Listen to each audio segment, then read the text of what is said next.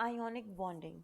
An ion is an electrically charged atom or a group of atoms formed by the loss or gain of electrons. Now, this loss or gain of electrons take place to gain a full outer shell of electrons. Metals mostly lose their electrons and non-metals gain electrons. Electrostatic attraction is when positive and negative charges are held together. So basically opposite charges attract. This is what electrostatic attraction is. So this is an sodium atom.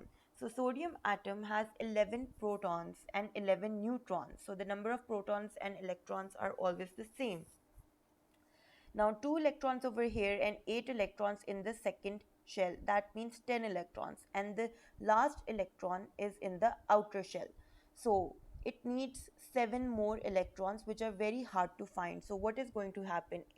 Sodium is going to donate its 1 electron and it is going to form sodium ion with a positive charge because it just lost its electron.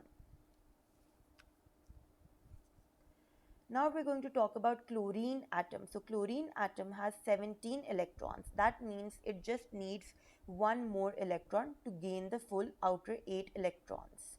So what is going to happen? It is going to attract and it is going to gain an electron and it is going to become a chlorine ion with a negative charge because it just gained an electron. So sodium will donate its electron to chlorine and this is how they will form sodium chloride ions.